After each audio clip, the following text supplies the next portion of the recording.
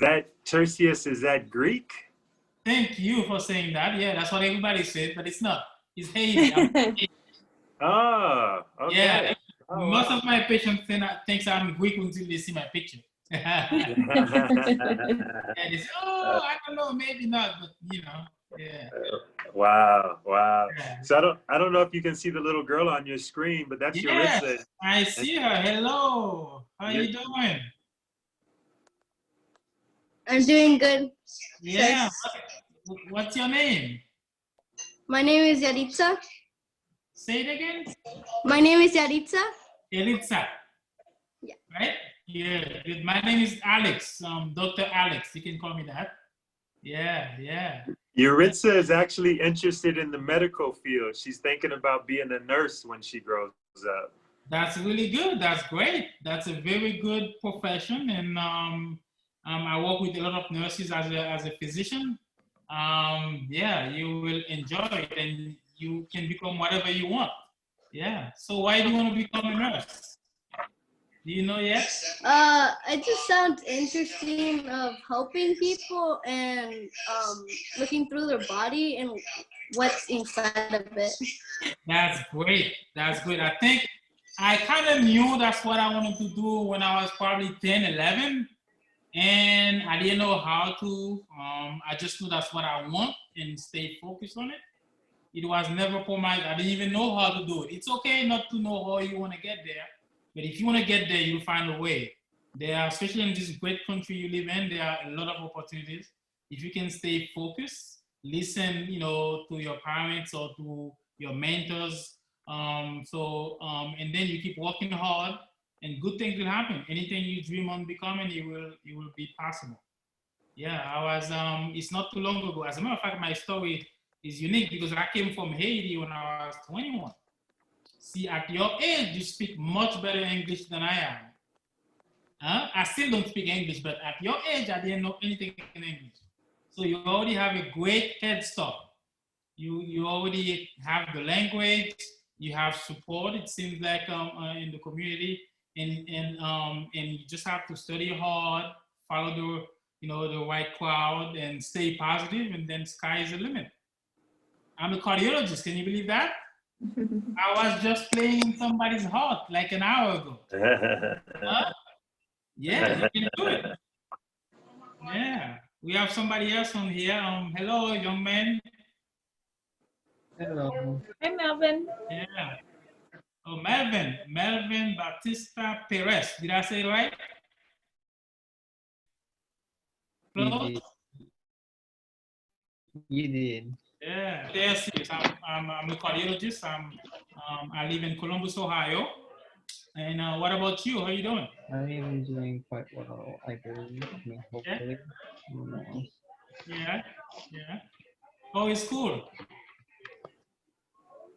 It's a lot of work, but like, Yeah. I'm managing, I guess. You're managing? That's good. What do you want to do when you grow up? Do you know yet? I don't know. I don't know.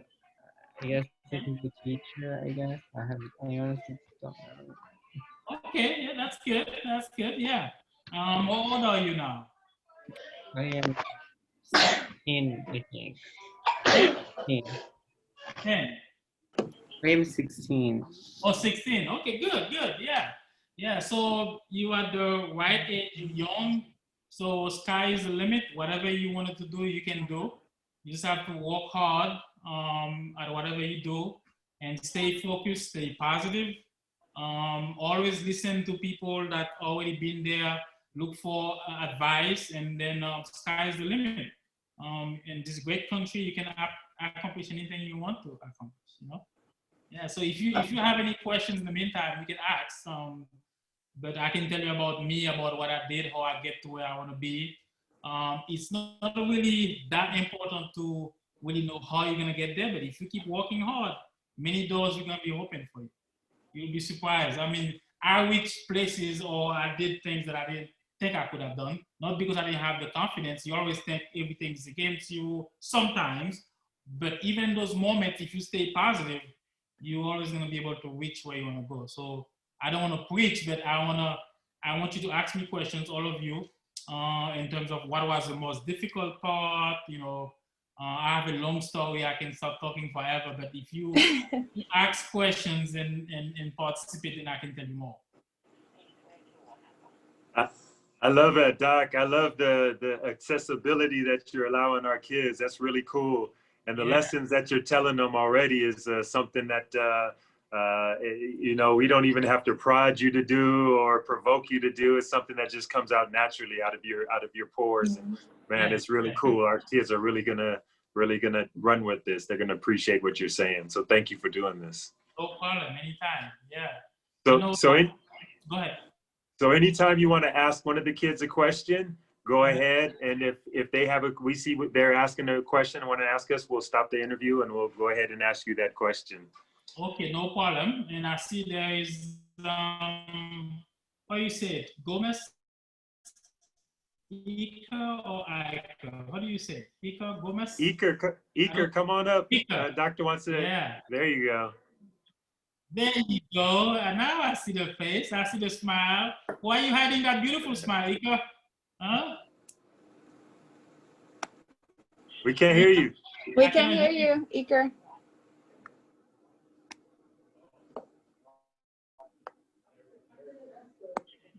Maybe he doesn't want to talk. Okay, it's okay. So ask me questions. Yeah. So we'll start. This is AMA session number 28. I don't know if it's 28 or not. We're just going to go with that number because it sounds about accurate. And AMAs is Ask Me Anything. So we're happy to have a cardiologist here with us today, boys and girls. The cardiologist, as you can see, his name is on the screen. His name is Dr. Alix Tirsias. Perfect. Did I say it right or did I butcher it? Yes. No, you did. You say it right. Awesome. And we're happy to have him here today. He's calling or he's Zoom chatting us all the way from Columbus, Ohio. Yes. So I don't know if you know where Columbus, Ohio is, but in the map of United States, it's almost right in the middle. So and up to the top. So anyway, we're happy to have him, and we're gonna start talking about his educational background and his background growing up. Yep. So doctor, welcome. Tell us about it. Where were you born and raised? Where did you come from? And what led you to? Go ahead. So I was born in the Caribbean, in a little island called Haiti. As a matter of fact, we share that island with Dominican Republic, and I was born there in 1974. My dad and my mom, they were both teachers. Even though at that time, so basically I come from a very poor background. I mean, in Haiti, it's a third world country. So when I was at your age, there was no electricity to study. So I used to use a lamp. You used to use a what? Lamp. Use a what? A lamp, no electricity. So a lamp. They probably wouldn't know what that is, huh? So like a candlelit lamp? Yeah. So there was no electricity. So there was no running water. So you have to go get a bucket of water. But I was happy. I was motivated. I was happy. I didn't understand the difference between rich and poor because we all were together. But my parents was that motivated me. My mom especially was always pushing me to reach my to be the best I can be in everything. Never do anything halfway.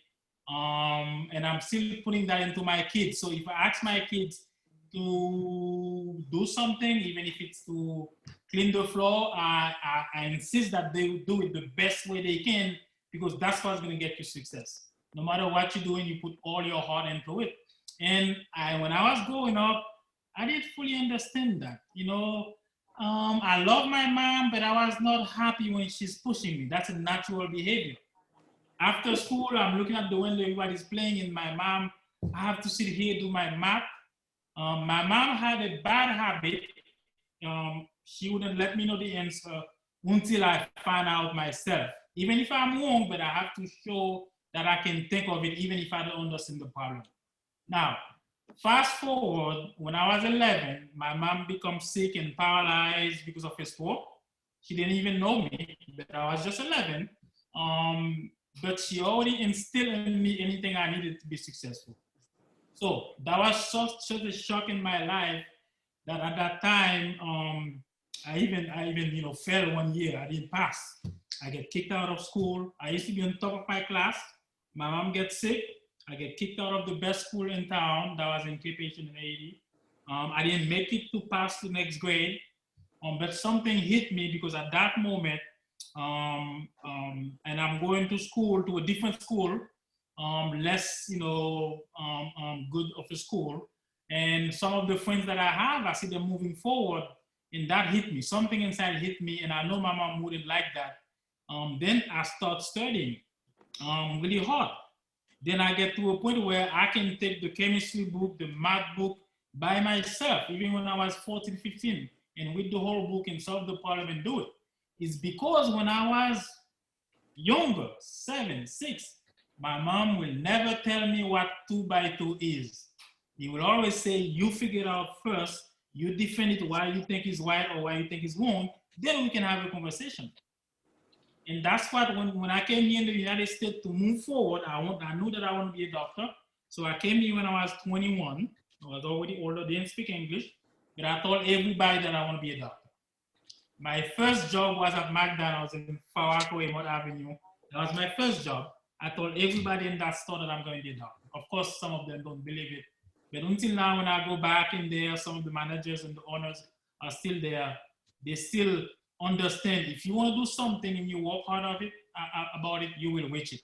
So when I came here, it was really, I moved fast forward, graduated from high school and came here, and I started, in City University of New York, York College. I know I went for pre-med, and even though I couldn't understand English very well, the math, I can kill it, chemistry, I can kill it, all those, I just see the book and do everything very well.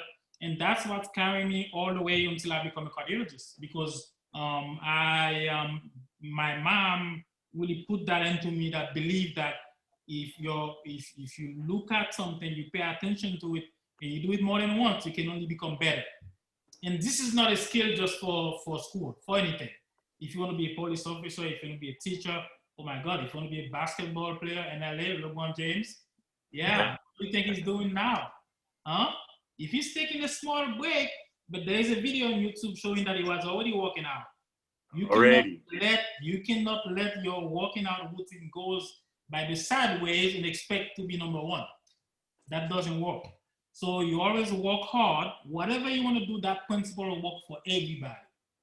That's why I think you all can be successful if you stick to a goal and you follow your heart. You stay out of trouble as much as you can, and you learn. Even when you make a mistake, you learn, and sky's the limit. You can become president, you can become a teacher. Why not a cardiologist? You can become a police officer. I know right now, if you look at everything that's going on in the news, you will think it's such a desperate moment, but it's not. If you stay focused on you, only good things gonna happen to you. Amen. Amen. Let's rewind a little bit. Third world country, tough upbringing. But you said in school, while you were in school, you got kicked out of school. So, take us through that process. Some of our kids, maybe they're not on today, but they'll see this video later on. Some of our kids are troubled kids. Some of our kids are having difficulty in school, maybe because the parents aren't at home or because they have trouble learning. Take us through that moment where you got kicked out of school, what you were going through, what you were feeling, and how you overcame that. So the system is different in Haiti. So I think right before I get to middle school, what we consider middle school here, my mom gets sick and paralyzed. So my mom was the driver. So I have to come home and then do my homework right away. I have to get A's and everything. If I get lower than that, I'm gonna hear, from her. So I was top in my class doing everything fine. And then when she gets sick and get paralyzed, she cannot be that dominant force anymore. And I was young, and my dad was already living in the United States. So there was really no adult supervision, even though my aunt and, did I lose you? No, we're still here. We got you. even though my aunt, my family, my uncle were there, but they were not as close in terms of seeing how I'm doing things. So I stopped following the wrong crowd. So I don't go to school on time. I play with friends in the street. When the teacher is talking, I'm trying to make funny noise in the background because I'm following somebody else who looks like he's a role model, but not really, who's really taking over my mom. I didn't know at that time, but I was following probably 4 or 5 kids in the class that was a little bit older than me. One of them was driving a nice car, so he likes to leave the class in the middle of the room and then take a couple of us, go somewhere to sit by the beach and do things that were really out of character for me, but that was the way I was dealing with what happened with my mom and not having supervision. As a child, I was trying to find my way. And then at the end of the year, of course, I didn't meet the requirement for that school because I wasn't studying.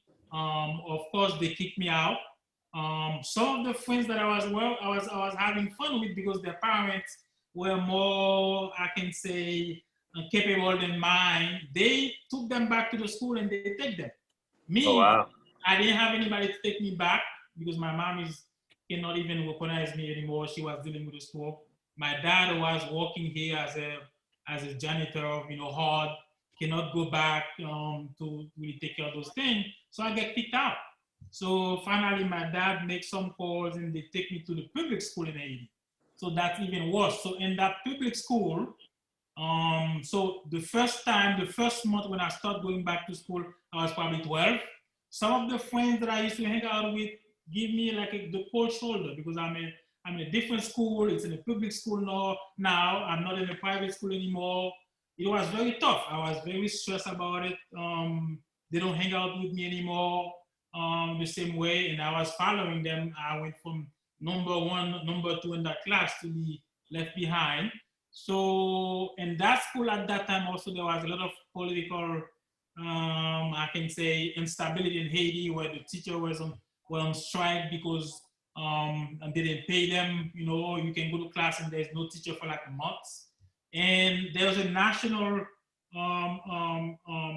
exam to take for you to get out of high school. You have to take it the last 2 years of high school. If you don't pass them, you're done. So at 13, not only I don't have any teacher to teach me because the school, is political instability. The best school that I was when I was teaching, I was so, excuse me for the word, I was so stupid at that time. I get kicked out, right? I was young, I didn't know. So I was in a dilemma that in 2 years I had to take the national school. So something hit me inside, and looking at my mom, sometimes, I feel like crying, because of, she didn't know me. But God made me wake up at that time. And that's how I was able to go back to the book. So I taught myself chemistry, I taught myself math. By the time I get to be 13, I had probably 15, 20 students in my home in a very small porch. It was a very small house. So coming to me so I can explain them math, chemistry, physics, because they don't understand it. And Were you charging them, doctor? No, for free. I wasn't charging. No, I was a kid. So, and back home, so when you're studying and you solve all questions in the neighborhood, everybody start knowing, oh, if you don't know that question, this guy know it. The exam is coming up. If you don't know that math question, know it. In the neighborhood also, I was working with chalks in a small blackboard that I have. Everybody can see me because the house was broken down, windows was not done. So people can see I'm working there inside the house almost 24 hours a day almost. I only go to bed and come back up because I was so scared that I'm not gonna pass, that I feel like I have to put that much work. So even when the problem is wrong, I didn't have anybody to explain to me why it's wrong. So I have to go in the back of the book, look at the answers. And from there, I tried it over and over again until I get it right. And that's all. When I come here, I feel like I'm gonna be a doctor. Nobody can stop me. Just give me the books. So the first 2 years of being here, I didn't really understand English. I'm sitting in chemistry class. They call me out, say, I don't know if you're gonna be able to make it in that class. Maybe you should wait until a year or 2 years. I aced that chemistry class. The first exam, boom. Because even though the language of school okay, nobody can stop you. You know, if you know your stuff, it doesn't matter your color, it doesn't matter your sex, it doesn't matter where you're from, nobody can stop you. You know, if you work the hardest and you study for that math exam, nobody can stop you. You're gonna ace them all, everybody gonna see it, and they're gonna come for you. The best school is gonna come for you, the best job gonna come for you, the best opportunity is gonna come for you. Okay? That's great. No matter what you see outside, you may think it's hard, but whatever you choose to do, whatever art you choose or whatever profession or things you want to do, if you work hard and be the best you can be at it, nobody can stop you. That's great. I think That's I great. talked too much. What's that? I think I talked too much. Did I answer your question? Oh man, you know, yeah, you're great. You're great. Don't apologize to me. What I wanted to say is when you talked about there was something that ignited in you, there was something that clicked in you, there was something that let you know that I'm going down the wrong path. What was that one thing? Was it God? Was it your desire to get out of your home? What was that one thing? What was that thing that started the fire within you? One is God, because all the time that I was following the one quad, I know it's wrong. You know it. Something in your heart tell you it's wrong. You just don't have the courage to move out of it, but you gotta look for the opportunity to get out of it.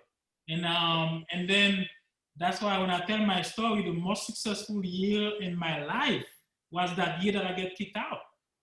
That was such a growth and learning process that I become a man early, even before my time. And then I start, first I start reasoning in situations. Okay, what is the best outcome for me? So before I react into a situation, what do I want from that situation? You start analyzing and thinking in such a way, then you see you be a winner, because most people don't think about what do they want. If you can say, what do I want? How do I get it? Like right now, if you said, I want to be, I'll give you an example. I want to become the best basketball player. So what you're going to do when you go online, you're going to look at who's the best basketball player. You're going to see Michael Jordan. You're going to look at what do they eat? What do they drink? How do they train? What do they do? Where do they go to school? So you see, instead of being in the video game or following somebody else, that's how you're going to follow. So if you can start asking yourself, I just give a basketball example. You can do it for anybody you want to be, anything you want to be.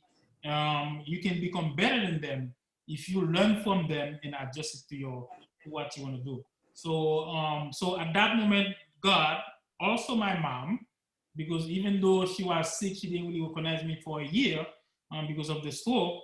But every time I pass around her, every time I'm with her, every time I'm kissing her to go out, I remember, I know what she would want. I mean, it was probably 2 to 3 years when he finally understood that I lost 1 year, and she cried because she knew that how much that affected me, also my younger brothers. But so the family structure, I should say, also the friends that all of a sudden change just because I'm a different school.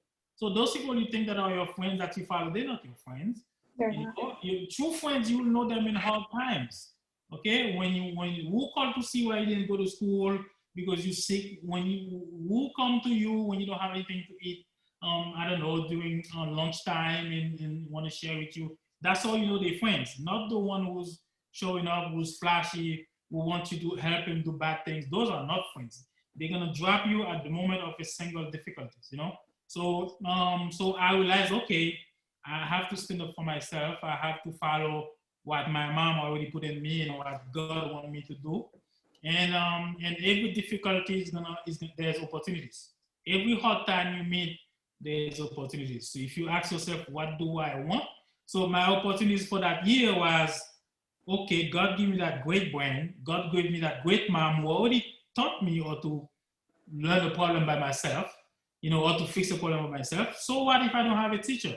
So what if as long as I get the book, I should be able to do it? So what if I'm not in the best schools? So I learned those things. And those skills were really handy for me when I come to the United States. Okay, so what you don't speak English? What this has to do? Learning math and chemistry has nothing to do with English. English is just a language. It's just a language. It's just a language. So whether you speak French, Spanish, whatever it is, if you're gonna be good at something, you can always become good at it if you work on it. And if my my goal was to learn English and become perfect in writing books, I would have been writing many books right now. Wow. Wow. Man, that's how is your mom now? What's her state now? Well, unfortunately, my mom passed away as soon as I graduated from medical school. Oh, My last, she was 56, she was very young. And when I was in medical school, just reading about high blood pressure, stroke, those always bring tears to my eyes because she didn't have a chance to see me finish as a doctor, no? Yeah. Wow. Wow. I'm sorry to hear that. Our condolences. Okay, it's okay. Yeah, my Sorry mom to hear passed that. away. what about your father? My dad is here. My dad is in Haiti right now. He retired. He used to be here for, I don't know, 30 something years, 40 years live here. He retired and went back to Haiti on the countryside where that's where he loves. And I usually take my kids every year just to show them there are other kids that don't have even close to what they have, but that probably is happier than them. So I take them over there to play with those kids. I still go back almost every year. Nice, nice. And do they appreciate that? Do they appreciate going back home? They love it. As really?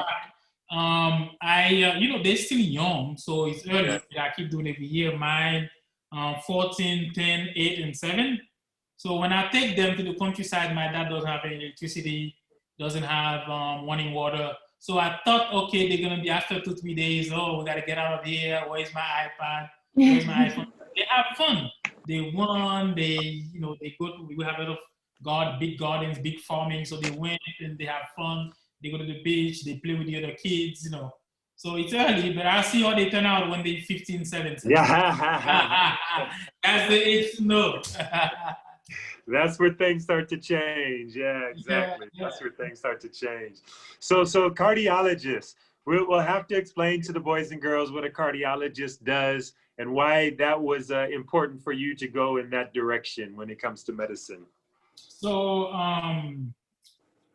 so a cardiologist really manages diseases of the heart, but not just heart, but I would say heart and vascular, because you probably didn't know the most important blood vessel in your body is your heart, because that's the pump that circulates the blood to all the organs, including your eye, your brain, your arms, your legs. So without blood flow to bring oxygen to them, those organs won't stay alive. So there will be problems. So your heart really pump blood full of oxygen all over your body. And those blood can not only carry oxygen, but also they carry food, all the nutrients that you eat to feed those organs, including kidney, eyes, all the vitamins, the minerals, the proteins. So, and then when the blood gives everything that they have, they go now through the veins and come back to the lungs, pick up oxygen in the lungs and bring it to the heart again, and the heart pump it out. So it's really like a closed circuit with veins and artery in the heart. That's really what a cardiologist has to understand and do. But understanding that, you also have to you have to study somehow the whole body to understand how they work together. Also, diseases that can affect, your heart become very important, like smoking. You should not smoke, any of you.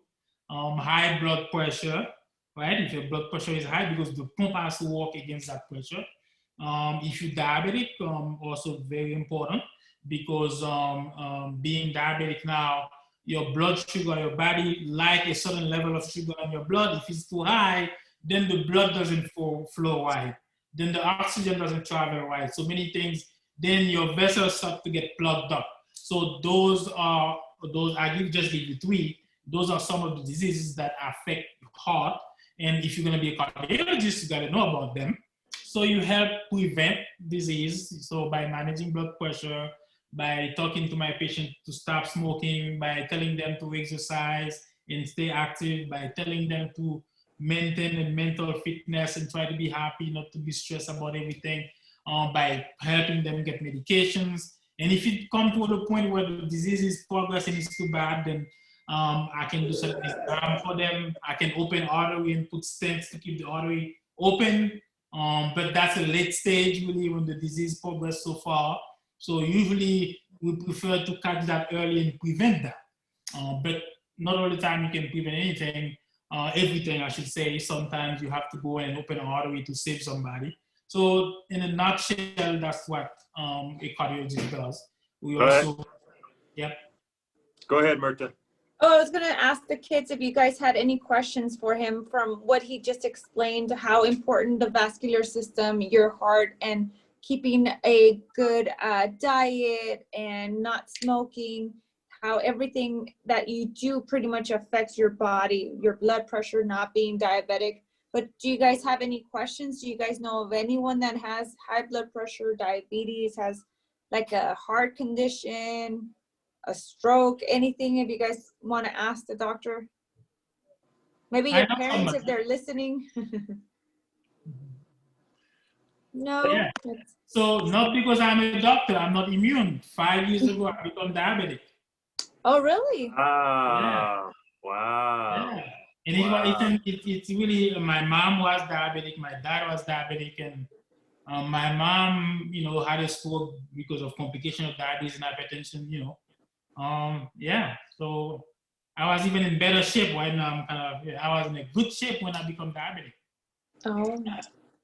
So it's just hereditary. Sorry. Part of it can be, yeah, part of it is, but again, I knew I was going to be probably since I was 25, just because I was very sensitive to sugar. I liked Dunkin' Donuts when I was young, so whenever I get 2 Dunkin' Donuts, I'm, going to the bathroom, urinating all day, so that tells me that I'm already sensitive to sugar. So I try to stay in the best shape I can be for a long time, but I end up, having it anyway. But I'm doing fine. I take my medication, I exercise, I try to stay happy, and in terms of exercising and stay positive, and then the rest is up to God. I think I'm doing great. I know my numbers. You gotta know your blood pressure, you gotta know your blood sugar, you gotta know those numbers. I call it the tune-up. You gotta know the same for your cars, you gotta know your numbers and keep them in shape. Yeah. So for your age group, one big number you gotta know is no to drugs. Even though it's easy for me to stay here and say that, no drugs, that will never help you. It just give you a sense of, how can I say that? Of short-lived happiness or whatever it did for you, but that's never long-term. Long-term, if you want to reach a goal, you gotta be natural. You gotta work hard. You don't need drugs, you don't need alcohol. Your brain is powerful enough the way it is. If you want to be very happy or do something extraordinary, you don't need any help, you can do it. Because that can take you to a path that by the time you recover, it's very late. Not that you cannot recover, but it will be very late. You will waste time. Especially my nurse, where is my huh? Yeah. He's talking about you, Yuritsa. He's talking about you. My nurse, yeah. So don't waste time. You can be very young and beautiful and doing the nursing thing and help a lot of people. So in the same vein, in the same realm of what you're talking about, drugs, smoking, bad habits as far as bad eating and possibly not exercising, can you talk about the tolerance that the body builds up to certain outside factors, whether it is the drugs or the tobacco, the nicotine? Can you talk about that tolerance that becomes to the point where you have to triple the quantity just to gain the same type of sensation? Yes, so that's called addiction, and it can be food addiction, it can be drug addiction, it can be alcohol addiction, it can be many bad habits that are detrimental to your body. So it's a fine line. The more you do, the more you need, the more you do, the more you need, until it's become too late, because your body really get used to those and want more to get to the same level of comfort or high or whatever you want to call it that you get. And the more you use, the more you get there. But you always have something that's more powerful, and it's your brain. Your brain is more powerful than any addiction out there. So you can always decide to get back, no matter what it is. It's the same thing that happened. I was addicted with those friends, following them to get a short, gain. when I was young, because we go, they have a nice car, I sit in the car, we go by the beach, we do all what young things that young boys do. But there was a short gain for a lot of loss. I lost a big year, right? So it's the same thing with all those other things. I was lucky enough that I recover, but some of those friends never recover. Some of those friends never recover. And believe me, they are smarter than me. Some of them are way smarter than me. Being smart is not enough. You gotta work hard. There's no substitute for working hard, because you don't know how smart you are until you work your hardest. So those addictions also follow the same pattern, So if you want to be a nurse, using alcohol will never get you there because it's gonna take you out of your game. Okay? If you want to be the best nurse you can be, the mind has to be clean. You gotta get good sleep. You gotta stay active. You gotta eat right. Okay? And wake up on time, so you spend your energy on that book, and then before you know it, you're gonna become that nurse. So addiction, no matter how powerful it is, your brain is more powerful than all of that. I love that. Absolutely love that. That is so strong, so powerful. I'm hoping that resonates because it's going to resonate with me for another week. That is awesome. I read a lot of books, and some of the books I read are self motivational books, and they always talk about the power of the brain and what the brain can do. And just to hear it come from a doctor, a legitimate doctor, it's rewarding to hear. Very rewarding to hear. Yes. I think Yaritza had a question. Okay. And I believe she said something about what does tobacco have that affects your body? So tobacco has nicotine that we many people talk about all the time because that's really the addictive component of tobacco. But it's not the most harmful component. Of course, because of its addiction, you want to get more of that tobacco, but there's a lot of chemicals, hundreds of more of bad chemical that can cause cancer, sometimes at a very young age, 30s, 40s, terminal cancer, that can plug the arteries in your heart, in your brain. In your heart, they'll give you a heart attack. In your brain, they'll give you a stroke. In your kidney, they give you renal failure and put you on dialysis. In your legs, they block the artery, then you lose a leg. So the chemicals that are in cigarettes and marijuana, those are known to cause significant damage to the body over time, including the lungs, where it damages the capacity of your lung to exchange oxygen. So you become short of breath very easily. You see some people that become dependent on oxygen. And cigarettes is number one cause of many cancer, including lung cancer, and other form of cancer. So it's a lot of damage that's done to the body just because of that little addiction of nicotine is making it harder for you to get away from. And the more you stay away from starting it, the less you will have to worry about stopping. So if you never start it, you will never have to become addicted to it. So at your age is the perfect time to know about these things because by the time you become 30, 40, you've been smoking for 20 years, it's very hard to quit because of the addiction that nicotine gives. But the damage are being done every day, every time to your body. So even smelling it, that's why it's banned in many schools, almost all countries, most countries I should say, because secondhand smoking is also as bad. I mean, the first, when the Europeans stopped, using, let people use cigarettes in their school and the restaurant, the mortality with heart disease and start to go down. And then we do it too, because it's very, as a cardiologist, cigarette smoking is very harmful. So you had mentioned that the working out is important, but are there any type of workouts that are more important than others? Any that you recommend, or is it just any type of physical activity is going to do the trick? So at your age, any type of physical activity will do the trick. So even simple walking every day will do the trick.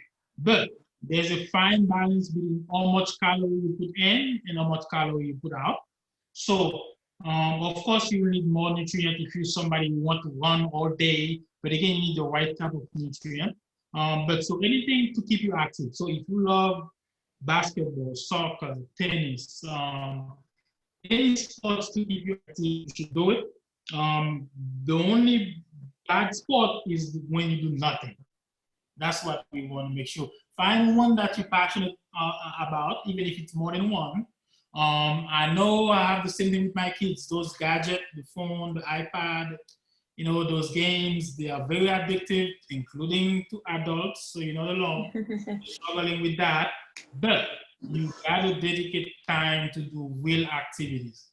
Not playing video games all day, but get out there and play basketball with your friends, soccer, volleyball, whatever gonna make you run, whatever gonna make you, and participate in your school if you have a chance to in any athletic activities. That is what gonna keep it going for you. Very good, very good. And I think all the kids that are on right now are all active in one of our programs, one or more of our programs. So That's very good. yeah, yeah. We do a lot of after school programming, whether it's physical, athletic, or non-athletic programs. We don't have any what is it, medical field type of classes or anything like that yet, but hopefully this one and your friend, we had your friend on maybe 2 weeks ago. Hopefully that'll. Yep, Jared. Yeah. Yes, yes, yes. Maybe that'll inspire our kids to start some type of medical class or session here. Yeah, he's an anesthesiologist, a different field of medicine, but it's a beautiful thing. Yeah. So 4 kids. Yeah, I have 4 kids. You know, the oldest one is a daughter, 14-year-old Alicia, and then 10-year-old boy Ali, 8-year-old daughter, you know, Aliana, and 7-year-old Ariel. So 4, 3 girls and 1 boy. You're outnumbered. Oh yeah, way outnumbered. So I have no. Yep. They take over everything. Yeah. Are they all at home with you, or is the 20? Yeah, they all at home here with my wife. Yeah. I think they here. Yeah. And so coming from a small place where you came from, or a small village, a third world country, like you said it, where you probably didn't have all of the amenities that you have now in your palatial residence. Do you still have that same mentality? You want to keep family close? You guys all eat together. You guys all stay under the same roof. Is that the mentality that you keep? That is extremely important. Extremely important. And you got to go up and do that. And I'm sorry if some of you may not have that, but you got to go up with a mentality to create that. Your kids, you got to fight and do everything for them. And for that, you have to prepare now. So we have dinner almost every day together. When I'm late, they wait for me. Sometimes it's so much because I have to wait and I'm going to come home. It's 8 p.m. Then, you know, they eat. I try to participate and go to their activities and on weekends. And then to keep that family culture, family structure, very important. My goal is to get them to become good adults, and not about financially, but people who take pride, who's being a positive role model in society. I'm sorry about the phone. So, and that requires both parents. Me and my wife, we are very dedicated to that. And we'll both make sacrifice to make that happen. And it's a blessing. It's okay if you don't have that, but you can create that for you. Yeah. That's really cool. Really cool. You know, like family is important. So important. And a lot of kids in our program come from Hispanic family. And I think the Hispanic family, and maybe Officer Alcaraz can allude to that a little bit more, but the Hispanic family has that same type of mentality. They like to stay together. They like larger families, larger, Maybe you can speak on that a little bit. I don't want to speak out of turn or offend anybody by saying that, but I've noticed that over the years that I've been in the program, that it seems to be that way. No, we tend to rely on our family members. I for that matter, I rely on my sisters to take care of certain things that I can't do while I'm away. They rely on me for certain things. I think, yes, for the most part, Hispanics do tend to stay together and help each other out. It's just, I guess, coming from, also my mother came from Mexico, third world country as well, and they grew up with nothing. And it was just, we have to stick together to succeed. And that's pretty much the mentality I grew up with in my family too. And I'm sure everyone else here too, you know, there's always someone that you can, you know, hopefully lend you a hand, you know. Yeah, somebody you can rely on when hard time is. It doesn't have to be financially, just to listen to you when you have a problem. All of that are very important. It's important to communicate your feelings, whether it's bad or good. Especially, there's always going to be a better way or a different way that you didn't think of to help you resolve the problem. And sometimes you communicate to somebody about your problem, and then you find out their problem is even worse, and that gives you some comfort to say, okay, mine is not that bad, you know. So communicate your problem, especially in this environment, is very, very well. And family doesn't have to be blood family. You may meet somebody. I have a couple of friends that I have. I mean, they know I will go to war for them, and I know they will go to war for me. They're not my blood family. Some of them you just met in school. Some of them you met, you know, to different ways. But they have a structure in place with them. They have a personality that you know. They always be there for you in the worst time. And remember, when there's problems, that's when you really know your true family. And sometimes it's not even blood. So true. So true. When there are bad times, when you're having problems, you'll know who your real friends are. And my grandma, when I was growing up, she used to say, if you hang around 5 losers, one day you'll be the 6th loser. So Yeah. I always had that in my head. Try to watch who I hang around with and associate myself with. Really, really, really good. Really good. And So on that note, one more thing, positive idea. Positive idea. I made it a key every day to wake up positive idea. No matter how bad things are or difficult things are, every day consciously wake up positive idea. Where am I? What's my goal? And if it's okay in the morning if you don't know, if that morning you don't feel like you cannot find out what's positive, but don't think about the negative. It's better to have an empty brain than have a negative idea. Negative idea means by negative energy. I mean, oh my God, I cannot wake up this morning. Oh my God, I don't want to do that. You know, but what do you want to do? You gotta wake up about something you're looking forward to. I know it's hard to know, especially at your age group, but as you grow, as you're getting more mature, that will help you a lot to stay focused on your goal. Where I'm at this year, where do I want to be next year? You know, that's something that I've adopted in my life, trying to be positive in most of the things that I do or say around other people. Maybe not with Officer Alcaraz, but with other people. So that positivity is like a snowball. Once you start a little bit positive action or reinforcement, it just grows and grows and grows and grows, and it becomes something special afterwards. So I'm hoping that our kids understand what you just said. That's so beautiful, so beautifully said. My mom used to say, when you're in a room full of darkness, you're looking for that, what do you call that animal that's light up at night when it's very dark? The firefly. Yes. So when you're in a room full of darkness, if you focus on the firefly, light will come. It will be big. So when things are dark, look at the positive and focus on it, follow it. Light begets light. Amen. Amen. So you talked about goals and future. Talk to us about your goals. You're so accomplished. You're a doctor. You're a cardiologist. I think you said that you might have wrote some books or gonna write some books. No. I said if I wanted to be a writer, I would have. Oh, if you wanted to be. Yeah, but I don't. That was never my goal. So the future, number one right now is my kids. I mean, I should say all my kids. So everything goes toward to give them a good education, teach them how to become good human beings, and that's very difficult. I don't really have the answer because my upbringing compared to theirs is different. The way they see things is different, but I can be that positive force in their life, which I think I'm doing really well. So I teach them things. So I'll give you a simple example. I mean, if somebody come to my house, they have to greet the person. They know to do that, otherwise Papi's not gonna be happy. They have to offer them whether you want to drink water or not. If I'm sitting talking to somebody, they have to say good morning. They cannot come and pass without saying good morning. Certain small things that are cultural, but that make you become human. That make you care about the other person without telling you. When one of them is sad, they have to comfort the other one.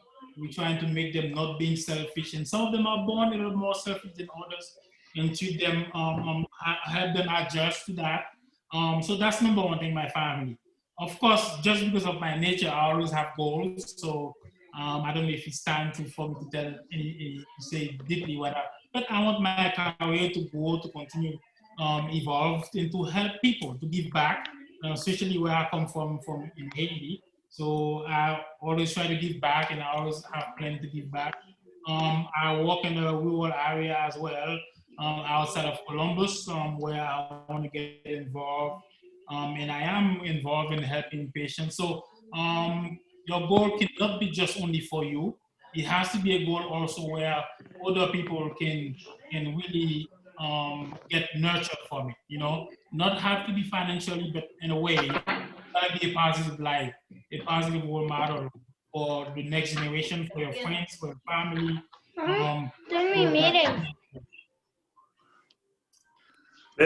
I'm gonna turn this to a couple of the kids real quick. Doc, hold on. Mr. Martinez, could you unmute for me?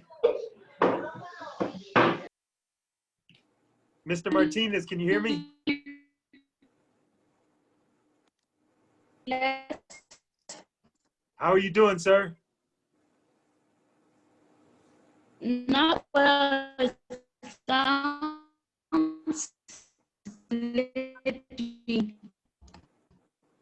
So Myrta, I was having problem hearing them. Could you hear him too? Is it the same problem? No. Okay. So you're coming across a little broken. I think it might be a connection problem. But I just wanted to ask you a question, Mr. Martinez.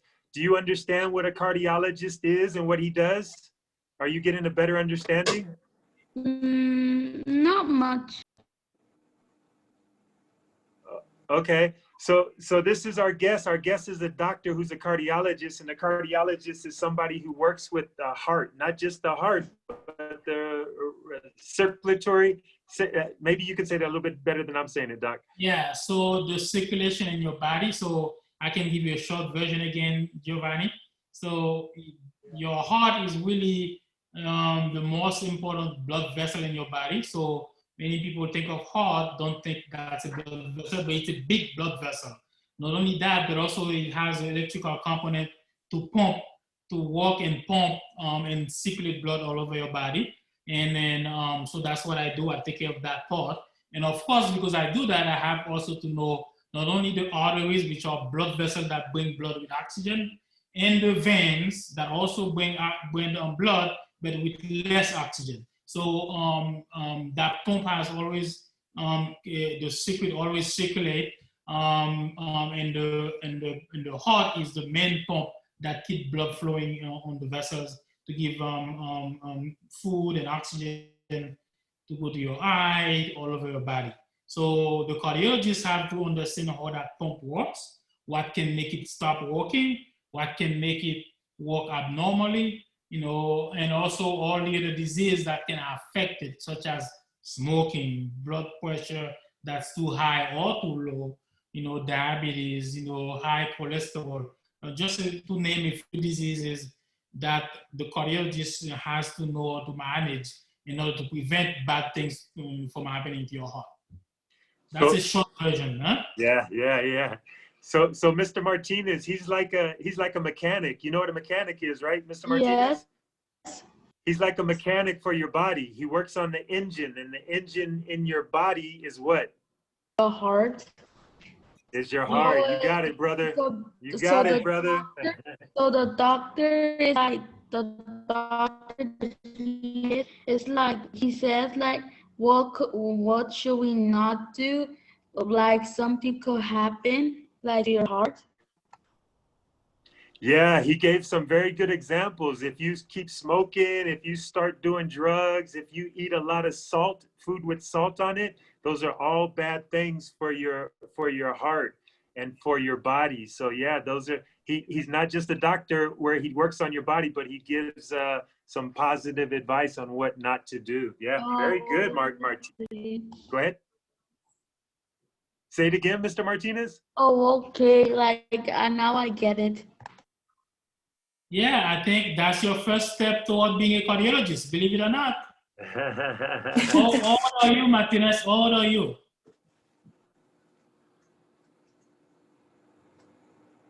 Mr. Martinez, he's asking how old you are. I'm about to be 13. That's very good. Yeah, so I think you know more about the heart than I knew when I was 13. Yeah, you already have a head start. Yeah, you know more, you know way more. Very good, Mr. Martinez. Very impressed by you. Good job, buddy. Very good job. Alexandra Gomez, are you there? If you're there, can you turn on your camera and your microphone? I want to ask you a quick question or two. Miss Gomez. Miss Gomez, going once. So we'll come back to Ms. Gomez later, but let's hit Yaritza. Yaritza, what are some of the things that the doctor said that could be bad for your heart? What are some of the things that you should avoid? Can you guys hear me? Yeah. Yep. Okay. Not smoking. Not eating too much sugar. Yes. Let's see. Not a lot of sodium, which is salt. Yes. Whoa, easy now. Yes. Easy. I'm Very gonna lose my good. job soon, huh? Yeah. She's gonna take over, huh? Yeah. Very good, Yaritza. Very good. You're very studious, and I'm glad you're paying attention. Thank you. Thank you. Bautistas. Miss the Bautistas, how you guys doing? Good, sir. Sorry, I was in tutoring. I had a lot of homework to do, so I was in tutoring, so I couldn't come that much. What subjects were you being tutored in? English. Okay. Okay. What is English your second language or first language? Second, sir. Second. So you kind of understand Dr. Alix then, right? Dr. Alix is coming from another country. Dr. Alix, what was your first language there? So my first language is really Creole and French. So I was born speaking Creole, but I learned French in school. So I was 21, and if I say hi, it's because a mosquito bite me, not because I'm speaking English. You see, you have a big head start now, you know? Yeah, you're learning it right now. We're very young. I was 21 when I first started learning. You're 38 now, is that what you said? Oh, I'm 46. Thank 46. you. 46. Yeah, you look 36. So Bautistas, did you hear what he said? He came from a third world country. He didn't speak English. He learned a lot of English when he came here, and he's now a cardiologist. That should give you hope, should give you some inspiration that even though English is your second language, you can possibly achieve what Dr. Alix achieved. How's that as not possibly, you will achieve more of what I achieved. Possibly means baby. You will. Good job. Yes. English is nothing. English is just a language, and you may decide you want to speak 4, 5, 6, 7 languages. Fine, whatever you want to do. Amen. What other subjects are you guys into? Science, biology? What other subjects are you guys having in class that might relate to medicine? Science. I have a question. Okay, go ahead. Go ahead, Giovanni. My dad was like talking about like something that you put something like you send like the junior cadet, someone sent a message to my dad about this program. I don't know what's it about.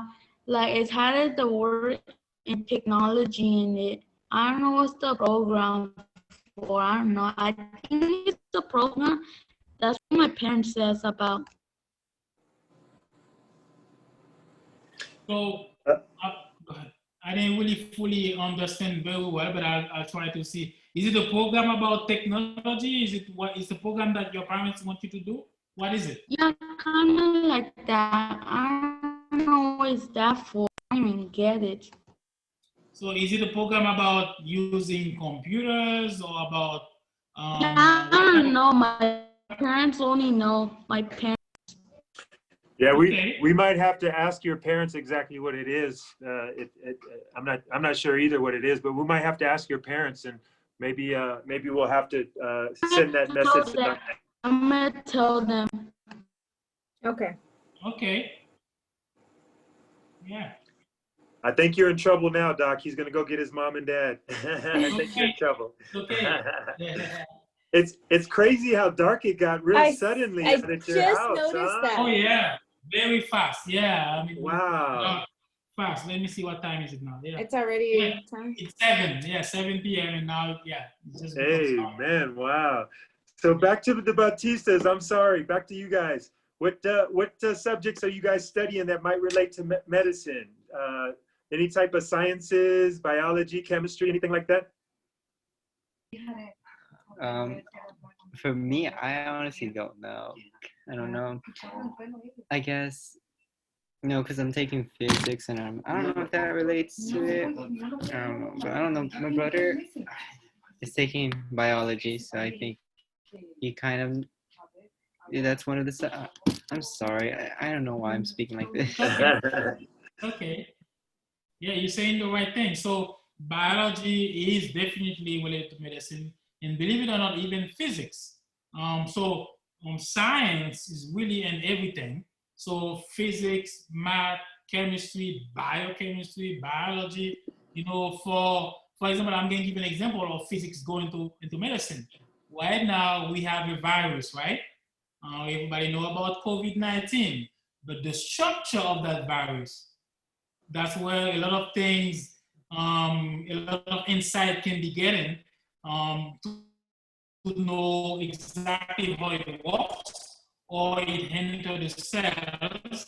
So if we can find somebody who's a physicist, a biochemist, scientists, they probably working all in the body that easily. So if you're a physics brain, there are many different fields in physics that you can go into that can help. Medicine is one of them. Very nice, very nice. Hopefully that helped a little bit to explain to you. My dad is here. Hello. Sure, let's go ahead. How you doing, Dad? Hello. ¿Habla español? Yeah. Go ahead. ¿Habla español? Sí, hablo un poquito. Officer Alcaraz, écoute. Poquito, y habla español, écoute. Sí, yo hablo un poquito, pues sí, yo hablo español. No se puede oír tan bien. Yo le dije a mi hijo, pues aquí recibí... ¿Mande? Ok, dígame. Recibí una de los cadets. Dice que si ellos participan para una beca educativa del programa juvenil y ellos pueden recibir un iPad o algo de tecnología o otra tecnología. Nosotros somos de PAUS, o si quiere le puedo hacer una nota para el oficial, es oficial López o oficial Piamonte. Ellos son los que se encargan del programa del cadete. Entonces este es otro. Ajá, es una email de correo. Ajá. Ok. ¿Cuál es su número de teléfono para darles el número? Es 323 Ajá.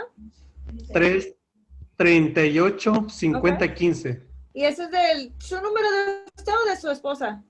Es mío. Ok, ¿cómo se llama usted? Leobardo Martínez. Leobardo, ok. So, entonces yo le marco y luego les hablo a ellos primero y luego yo para que me expliquen qué es lo que es la correspondencia que le dio.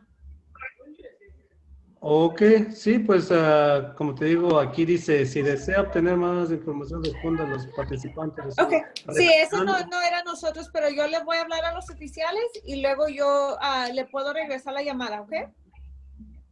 Ok, sí, pues la verdad, él necesita esos y yo le dije, tienes que participar, pero él dice que no sabe de qué se Ok. trata. No, entonces Ajá. cuando yo tenga más información, yo les digo que le marquen. Ajá, pues aquí dice para una beca educativa, dice. Sí, nosotros no hacemos eso ahorita. Quitó el micrófono. El micrófono. No lo podemos oír porque tiene el micrófono. Sorry about that. So, Okay. so sorry about that. So, Doc, we can't thank you enough for what you did, for the time you spent with us. We normally get our guests out of here within an hour. You've been more than gracious to appear on this, talking to our kids. This is something we'll put on our Facebook page, so all of our kids within the program will be able to look at it at a different time and location. But before we let you go, we want to ask you, and you've given us so many already, your words of wisdom, whether that's a Bible scripture, whether it's something that you were taught by your mom, your grandmother growing up that stuck with you, something that you can say that our kids can hold dear to their hearts and hopefully get them over the hump while they're trying to progress in their lives. So I think maybe I don't want to go to a Bible, or let me say this. Work hard in anything you're doing and be positive. Put the best you can. Put your best effort forward every day, anything you're doing, and only good results will happen, no matter what. I'm a living example of that. You know, work hard, be humble, be positive, and always be there to help if you have to, and good things will happen. I think that's probably the best advice I can give. Can't get much better than that. Hard work trumps everything. Hard work trumps everything. Doctor, again, we salute you. We thank you again, and we hope to see you soon, sir. No problem, my pleasure. And thank you for having me, and have a great rest of the night to all of you. Great. Thank you so much, Doctor. I'll Thank text you or I'll email you after, okay? Okay, no problem. All Thank right, you. so thank you. Thanks, Dr. Alex. Bye, Bye-bye, kiddos. kids. Bye. Thank you. Bye. Okay, bye. Bye.